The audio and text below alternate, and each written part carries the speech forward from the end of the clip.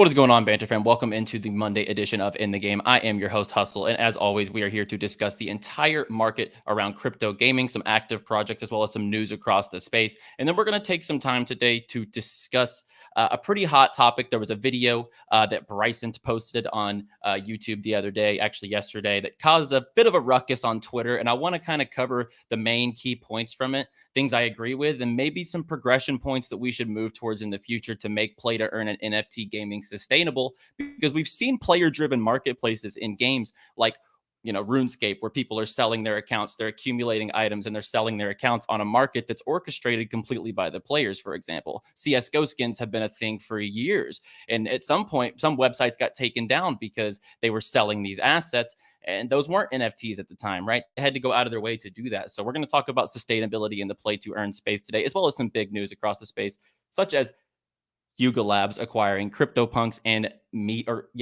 Yuga has acquired CryptoPunks and Meebits from Larva Labs and more. We'll get into it all in this edition. Without further ado, let's get in the game.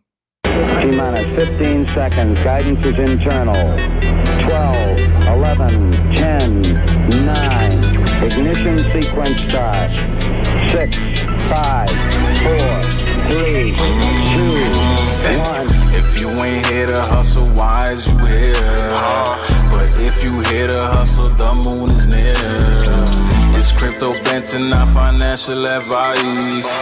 If you don't listen, what's the cost, what's the price? This ain't a game, put you on game. I know we gon' play, but ain't a percent. If you ain't here to hustle, why is you here? But if you here to hustle, the moon is near.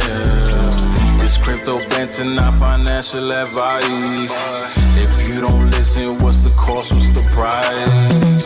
This ain't a game, put you on game. I know we gon' play, but ain't a play. If you get lost, show you the way. All right, and let's get into it. And as mentioned, we won't touch too much on the front end of the news, but just some key highlights from the weekend of news. This dropped on Friday evening, of course, after the show on Friday, as Yuga Labs, aka Bored Ape Yacht Club, Mutant Ape Yacht Club, etc., they have acquired CryptoPunks and Meebits via the IP rights through Larva Labs. And this is the first thing they're doing and giving full commercial rights to the NFT holders, just like we did for BayC and MayC holders. So that was a massive, obviously, acquisition over the weekend in the NFT space. And I mean, Yuga and the Bored Apes community, I mean, they're just really taking over the space. Obviously, you take a look at the OpenSea. If you were looking at OpenSea, they're the number one collection right now by far. So in my opinion, very bullish for Yuga Labs in the NFT space, as they've done it right.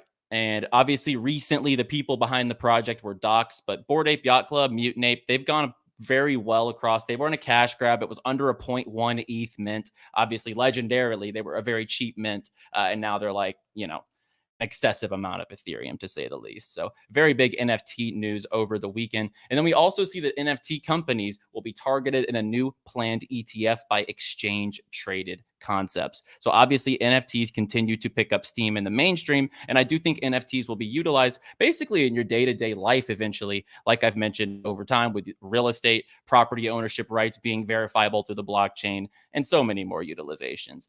Also, if you've been looking to get involved in the Sandbox Alpha, we played it on the show last week a little bit. And if you're trying to get those rewards, earn some quests, or if you just want to check out the world inside of the Sandbox and kind of what the first iterations of metaverse games are really going to look like with those open world economies with land plots, a sandbox true game, obviously just like the Sandbox. They have brought it over to the Mac now. So it has just been on PC, right? So now you are actually able to play this on the Mac, as you see. So it is now available on PC and Mac. So if you have an OS system on your computer, you can now hop into the Sandbox, venture around the world, check out the NFT gallery, complete some quests, and try to get some rewards. You can play till the end of the month, I believe, and still earn a chance for the 1,000 Sand tokens. Now let's talk about a couple of news bits across the play to earn space. We have Crabada actively making some improvements within their game. So Crabada actually just rolled out some recent changes on the bots. So there has been a bot problem with the looting process. So they're able to loot really, really quickly. So in the mining game, you have to reinforce your mines against the looters who are coming to steal your mines, aka the rewards from the mining game, from the miners. So whenever you're being attacked, the bots can attack you so quickly and with the right moves and stuff like that, that it was very hard to combat sometimes. And looting, it was also hard for people as looters to participate. It was very, very tough because it would go up and it would go down because bots were just sniping everything. So there was a lot of different things that were wrong with the bots in the looting system. They've actually increased the speed of human players and display attack button on the loot screen. They've installed more captchas. So basically just little bit of barriers to try to get through, make the bots a little slower, for example. And with these simple implementations, they hope that the field between humans and bots will further be leveled out. Bots are obviously a problem in NFTs in general on OpenSea and obviously in play to earn games as well, but they're trying to combat that as much as possible. And shout out to them as well. They just reached 50,000 crabs in population. And this was just this morning at 3:50 in the morning. So we have here the 50,001st egg. Kicked off the next 50K with this sunken, as we see. So 50K population, just in retrospect. So you see, there are 650,000 axes, right? That's 13 times the supply, just to give you a generalization. Yeah, a generalization of where that supply stands right now. So we have 50,000 crabs compared to 650,000 axes. And today, just now, they actually burned about 85 million of the Tusk token collected from breeding fees. So all the breeding fees eventually do get burned after the cycles. So as we see here, that about 8.01 million USD have been collected and burned from the last breeding fee cycle. So very bullish developments. And the player growth here isn't falling off like some other games are that have really lost some steam or that are having questions within their economies, right? So some of these games are actually having a little bit of trouble keeping the player base on because the earnings are tumultuous. They go up and down. People feel as if the economies are a little bit questionable, which is going to be the main topic of this video. And we'll get into that on the back half here. But as we see a 20% rise in player base for Crabada still over the last 30 days, and the user count here still steadily rising. It's the number 2 application on the entire Avalanche blockchain. And with a more active battle game that's going to take a little more skill potentially, I actually do think that Crabada still got a long way to go. And as we see here, shout out to Spintop, the official gaming index and ecosystem of the In the Game show, as they show here the top Gamepedia gainers in the last 7 days. And the utility token did take a little bit of a gain. So the Tusk token, the main earnings token in the economy, went up about 34% here over the last, weekly. So the top 10 gainers on the weekly, we have Tusk up 34%. So very good to see. Let's pivot to the racetracks and get into some very good integrations, I would say, from the Pegaxy team. Pegaxy integrated Coinbase wallet now onto their platform. So you can not only connect your MetaMask, you can also connect your Coinbase wallet. So it's very, very, they're making it a lot more user friendly, right? I remember I downloaded the Coinbase wallet app on my phone way before I ever downloaded MetaMask. I've been in crypto since about 2017. I remember I had the Coinbase wallet app before I had MetaMask, for example. So potentially just the bridge there between Coinbase could bring a little more people, at least bridged over to a more decentralized world that could be used inside of GameFi. Obviously, you can't link your Coinbase account to a game, but you can use their more decentralized version of a wallet and Coinbase wallet actually connect to the game. And as we see here, they did just add a fiat ramp with a partnership with Ramp Network. To access the ramp, just log in and click the wallet tab, and you'll see to go ramp instant and click the bottom part. Click that and voila. So very, very good developments and good integrations on the platform to make it a little more user friendly. And they have more of the changes coming that they mentioned they were going to make. So they recently did the flippening where the breeding cooldowns did a complete flip to try to increase other breeds to kind of bring in more supply to other breeds, because the Haas were really dominating the economy because they had no cooldown after the breeding process. But in one day, so tomorrow on the 15th, the number of Pegas in each race will increase to 15 from 12. In light of that, the 3D racing game will go down for about a week as they integrate the visuals to bring in an extra 3 horses, expand the racetrack a little bit, make it visually appealing. So the 3D racing will be switched off for 7 days. So keep in mind, if you go on the game and you're racing in 2D, if you are racing in 2D, then you don't have to worry. And then on top of that, they'll hold maintenance right before that goes live. And then look at this clean new marketplace. The clean new marketplace looks very, very solid. the team is working on a new marketplace experience, and as many of you have requested, it looks very easy to filter. Haas, Compona, Clin, Zan. It has the icons, male, female, founding, legendary. You can filter by what the payment model is. And I would love to see them potentially integrate this as the token that you use to buy horses, right? It would actually maybe bring in, and I think just using the utility tokens for more in any ecosystem across the board, which we will also harp on in this video. And then looking at Cyball, a new play to earn game, just looking across the space here at the active games, we see 35 million in trading volume for the first week. Very, very impressive. 37,000 user signups, 9.5 million tokens earned. And right now the price was at about 25 cents with almost a million matches played. The game's only been live since about a little under a month ago. So I would love to see them hit about a million matches in a month. I think that would be a very bullish development.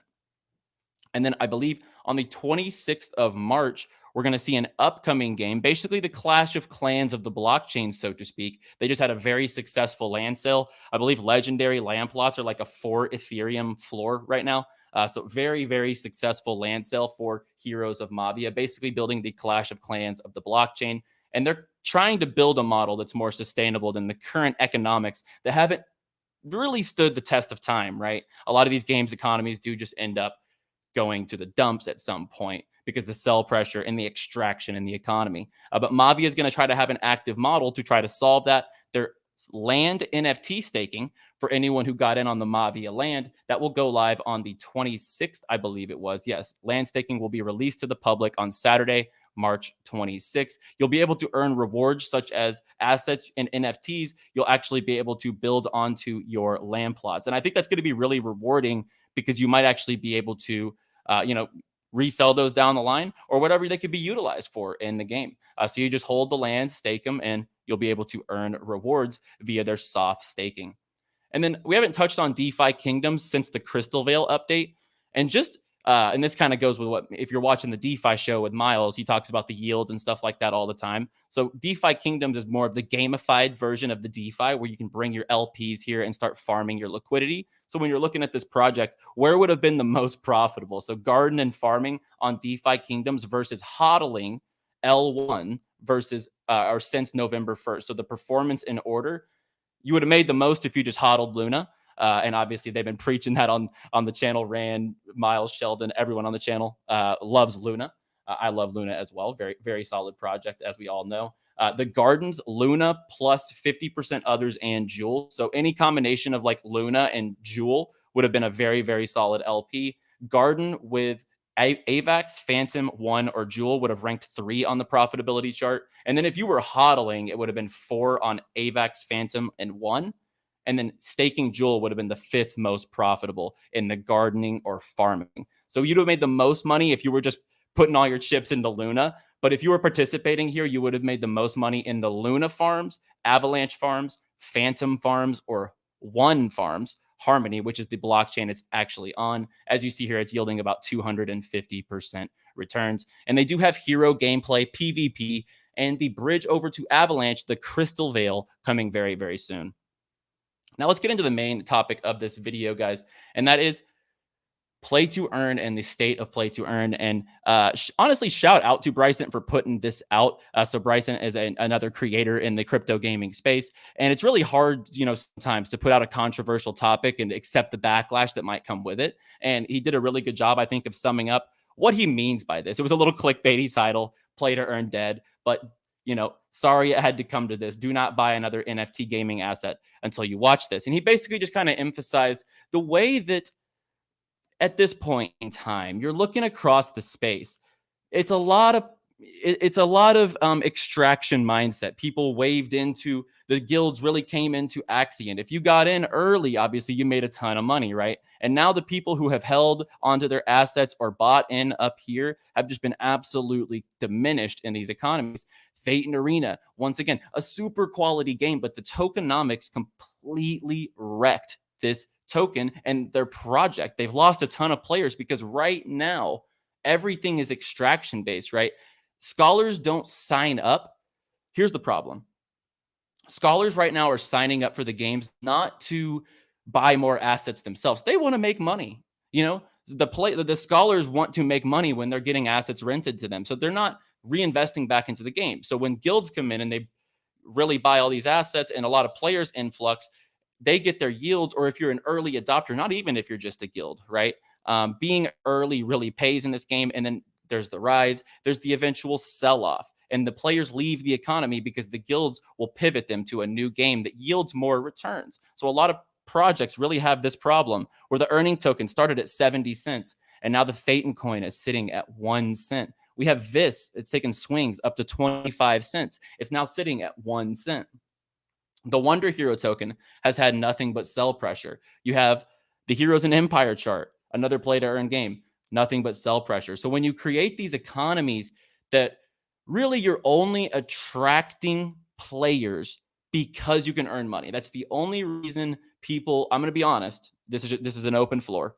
The only reason people would play these games, 99% of them in the current state of the economy and the current state of Web3, is to make money. And that's not just being, let's just not fabricate things here. I'll always tell you the projects I love, and I tell you the developments and the games and the moves that I'm making, for example, in the play to earn and Web3 space. But when we just look at the bigger picture, what's happening right now in the space isn't sustainable.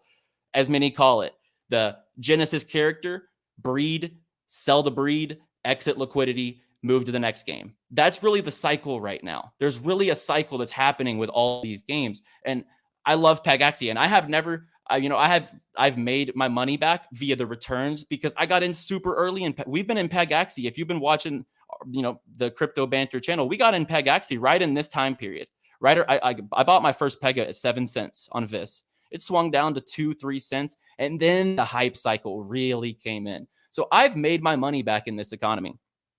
And this is no FUD. This is just really trying to create sustainability for the future of the space. But once a lot of big players sold their Pegas here, right? Guilds start to really take profits here. They secure their downside up here. They start to sell some Pegas. And that's when you see this and the economy changes, the big breeding event, and the inflationary metrics, obviously, behind the tokens. These earning tokens usually infinitely print into the economy. So the sustainability of the price based on the supply most of the time doesn't line up. And I also want to salute this because Bryson, he went out of the way. I'm talking about what guilds, the negativity a little bit that guilds can bring in the space, and just the connotation right now, the sentiment of why people join NFT games. At this point in time, it's to make money, right? No one is out here playing these turn-based games all day long if there wasn't money on the line. And that's just realistic. And Bryson runs a guild himself. He won't benefit by saying any of the things that he said. He's legit hurting his own bags when he say these things. So, but when are we're playing a long-term game. That's the game that I'm playing. I'm playing the long-term game. And what's going to bring these games back? That's exactly what I'm going to talk about later in this video. At least a more sustainable metric for games to move towards, to actually create a demand to play the game without the known fact that you play, no matter how good you are, you're going to make money. That shouldn't be the connotation, because that's handing out participation trophies at the end of the day. And that's a scheme for Ponzi-nomics. And that's a scheme of Ponzi-nomics. Here's some of the Twitter sentiment before we get into my solution. As someone who also has a massive Axie investment, all we can do is be vocal and ask for the changes to the ecosystem. And I would second that thought. As someone who is pretty heavily into Pegaxy, I'm pretty heavily into, obviously, Cyball, which just came out. I'm heavy into Crabada. I have a lot of chips. I have a lot of chips in different play to earn economies. I've entered at different points in time, and I've made my money in certain economies. But when we're looking to build the constructive future, we have to ask for the changes in the ecosystem. And then we have a game dev with 20 years in mobile game development saying the game needs to be fun, and it should be a given from the start that players actually want to participate. The play and earn narrative is refreshing, not the play to earn, where just you play and you make money no matter what, because that screams Ponzi. It encourages guilds and scholars to actually invest back into the game and the game devs to up their standards. And then this was an interesting, well, hang on. Let me use this one first. My girlfriend left me because of Bryce's video. Yeah. If I had a girlfriend and she saw the video that play to earn gaming was dead, she'd think my income is shot and I'm gone. I'd be off the grid. So I second this. My girlfriend would have left me too at the end of the day. My girlfriend would have left me too. But riddle me this: Gods Unchained is free, and earning is decent, but not a lot. You know, they have a great user base. They have a great user base, but this was just a tweet out there. There was a lot of, I'm covering the positives and the negatives. There was a lot of sentiment out there, negative and positive to this. And we see here, Gods Unchained is free, earning is decent. How come no one is playing it? I think no one is a little bit of a steep downturn to say. They have a decent user base, but definitely, you know, it doesn't take entry. You can enter that game for free, but it's just because no game has perfected the model yet. And I preach this.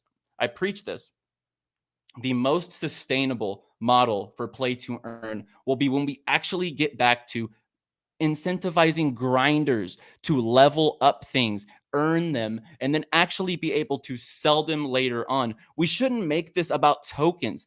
Gaming When has gaming ever been about a token that you go into the economy and earn? The only time that's ever been the case is when microtransactions were presented with games like Madden, where you bought the currency to buy the Ultimate Team packs, with games like Warzone, where you buy right here the CP.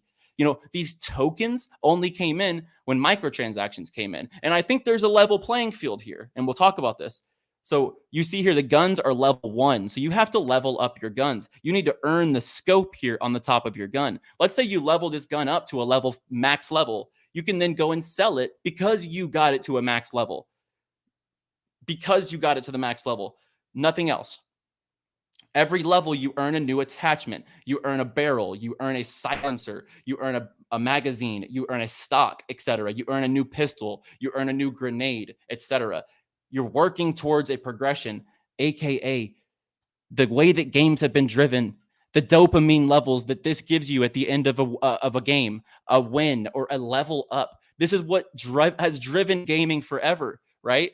It's competition. It's the natural high you get when you win, and then you get rewarded something, whether it's XP or whether it's an item, right? In Zelda, whether you get a sword in a World of Warcraft or whether you get a new gun in Call of Duty. I think that's the much more sustainable model. And then you talk about, well, what if I do want to buy into the game, right? So there's the economy to earn things and be able to flip them on the open market, right? And I'll talk about, this is already going on. People are selling their game skins for Web 2 games all the time right now. CSGO skins are being sold on the marketplace right now. RuneScape accounts are being sold right now. So we'll get into that. So where can it come into? These games can still offer a pay-in metric because people still buy skins in Fortnite that don't earn them any sort of value every single day, right? People will buy this banana skin because it's funny. People will buy this character because they want to be up with the times or look cool, or they want to look icy in the game. They want to flex. It's flex culture, just like anything else. It's like wearing a profile picture of a Bored Ape in the game, for example, if you have the top tier skin. But then let's just say you're able to flip this skin. Like eventually you bought it, you could still flip it. It still creates an open market economy. And the way that this moves away from Ponzi-nomics is where they can just literally, the game does not need to pump liquidity into a token that's going to inevitably do this. Like, right? We don't need to pump liquidity into in-game earning tokens that are inevitably going to do this. What we could do is offer a level playing field with progression-based metrics and earnings and rewards where you actually earn as you play the game. So it incentivizes a player to start for free. No one has to be at the begging call to rent assets if they can't buy into an economy that's existing, right? You can start for free and you can earn that way, or you can just buy skins, but those are not pay to win. They're strictly aesthetic, right? Not pay to win. Whenever a gun becomes pay to win, or whenever a skin becomes the best character and you can only buy it, that's whenever things become a little out of hand, right? There needs to be a balance between rewards-driven economies, but what you buy needs to be aesthetic. And what I know is Big Time is doing a really good job. They have already said everything in the marketplace is going to be cosmetic. Nothing will give you an advantage in the game. There will be assets such as like space, for example, that could yield different things. You could craft different levels of items, for example, stuff like that in the Forge. But there won't be a pay-to-win aspect. And that's very key. People will still buy into the economy. And all they have to do is make an open marketplace. As we see here, Web 2 games do this. 60% of video game sales in 2021 were from DLC. And if you don't know, DLC is downloadable content, microtransactions, and subscriptions. So the current state of games, they're already extracting tons of money from the players. And all that the crypto games need to do, in my opinion, literally is install a balanced system with a marketplace and a battle pass. This kind of goes back with what I was saying here, along with the Fortnite skins. You could also do a battle pass system where, if you see here in season 5, if you earn something, if it gets to season 12, it's much more rare. And someone who didn't play in season 5 might want to buy it. They might want to buy it, right? So that's the thing. It becomes rare down the line. Someone didn't earn that. You actually would have the ability to flip it. Right now, you would have to go on an open market orchestrated by the players to sell your assets. As we see here, this is CSGO. So this is just a random CSGO skins website. So they're selling skins, AK-47 from $57 to $850. We have a MP9 going for up to $96.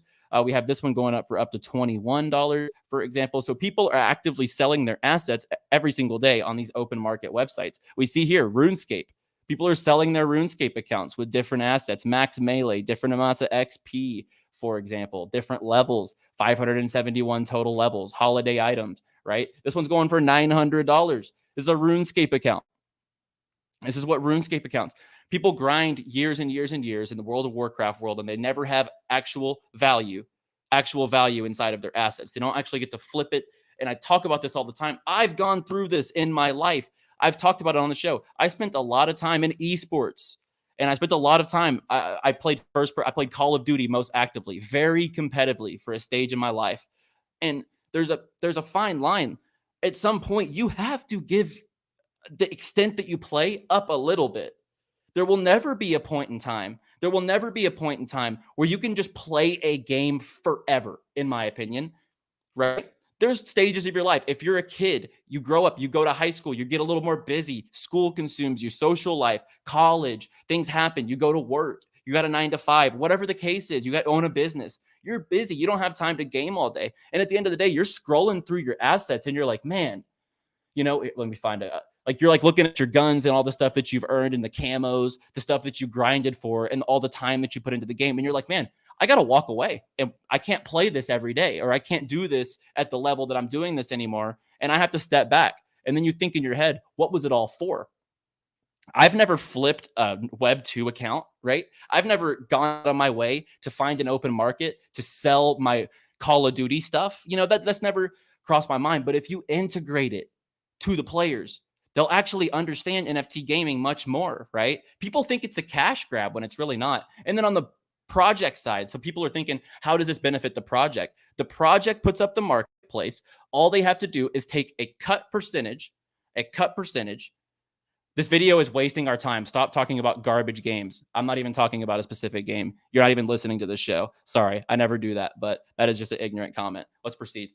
So we're just looking at this. All that the creators of the game have to do, the creators of the marketplace have to do, is open up a marketplace where they take a cut of the percentage of the transaction volume. Ponzi-nomics eliminated. It is a completely player-based economy, completely player-driven. They set the price. They set the market. All that they have to do on the back end is take fees from the marketplace, aka what OpenSea does every single day. Creators get royalties from their projects every single day, right? Like, it's the same kind of concept. Build in a royalty system inside of these marketplaces in a smart contract, and you go ahead and proceed. And this is integrated right in your system, and it prevents Ponzi-nomics. I think this is the long-term solution. And if you're going to go with a tokenomic system, if you're going to roll with tokens, if you think that tokens are the future, you have to build in utility. I do think one thing that Crabada did well is they're coming out with the subnet that's going to bring the TUS token as the gas token. So you actually have to hold it to transact inside of the game. This goes live later this month. So if you're going to go with tokens, and I will say, I don't think token earning models for gaming and NFT gaming, I don't think that's the future, first and foremost. But if you are, this is the type of solution, right? This is the type of solution. And I love what Crabada is doing here, because it's going to provide more buy pressure and reason to hold on to TUS, because you have to have it, for example. And then here's my stance at the end of the day. I'm so passionate about this space. I'm so passionate about this space because I'm in it for the long term. I am here to stay through the progression of the flaws, what we build up to, and what is eventually the staple of NFT games. Whenever Justin Kahn, the co-founder of Twitch, says that NFT games are the future, right? The big wigs in the space do think this. There are minds moving towards this. NFTs are sweeping through real-world businesses every single day. And as Patrick Bet-David says in this, the wise man puts all his eggs in one basket, and he watches that basket. And I'll tell you this. You can do whatever you want. Do your own research, as always. Never follow. I'm not a financial advice. NFA, as always. But the wise man puts all his eggs in one basket and watches the basket. This is the type of advice that actually got me past what I felt like I was stuck in crypto. I was trying to be the DeFi guy. I was trying to be the L1s, the L2s. I was trying to look at the upcoming blockchains, the small caps, the games, the metaverses, the privacy coins, the wallets. I had to wrap my head at some point in time and say, okay, what did I come up from? What am I homegrown in? I know all these things about DeFi. I know about the technology. What is my passion in this space? And play to earn gaming pops up really hot in 2021. And it became a brilliant, brilliant niche for me to say, that is my basket. That is my basket. So at the end of the day, I do think that my spiel there, sorry for my rant if it was rant driven, but I do believe that would be the way to fix things. Progression-based models, for example. And I have this passion for this space because I did go ahead and put all my eggs inside of this basket. So that's where I've found success in this space. And I'm here for the long term. Be on the lookout. A surprise is loading for Spintop. So a couple sponsored news from a couple of our show sponsors. Spintop, be on the lookout. A surprise is loading. So we'll kind of be interesting. And as we see here, we see loading on Binance. There's no way that I don't think that's the link, but who knows? We'll see. I really don't, but be on the lookout. Surprise is loading for the official game ecosystem of the In the Game show. And then we see Cetify's upcoming launch. And Metaware looks very interesting, which I'll cover closer to the release. It comes out next week. Gaiman is a very interesting project as well. I'm also looking forward to Born to Die. Born to Die is like a combat shooter game. These all have some time. This one's to be announced, for example. Metaware comes out on the 21st. I'll cover these projects whenever they come around the corner. But some of Cetify, the top launchpad in the space, the official sponsor of the In the Game show and the official launchpad of the In the Game show. That is their upcoming IGO calendar. So I'm going to get out of here. That is the show for today. I hope my rant is well taken, and it's just a justification of honestly Bryson's content yesterday, because Bryson, I think it was brilliant. If you didn't see this video, I would highly advise that you go check out Bryson's video here on the statement. And this is kind of just where this came from, right? Because he put this out and it really stirred up Twitter. And I recommend, if you didn't check it out, go check it out. I also spoke on a Twitter Spaces this morning about this exact topic, and it was a very good discussion on his Twitter. I would definitely advise listening in, because a ton of play to earn people come in and just express what their solutions are. And I think it's a good way to participate in these groups, communities, and really see the sentiment and try to build, right? We're here in Web3 to be builders for the future. If you're here now, we're in it for the future. So that's going to do it. I'm going to get out of here. I'll see y'all on the Tuesday show. Be sure to like the video if you enjoyed, subscribe for more. I'll be back on Tuesday. Play well, my friends.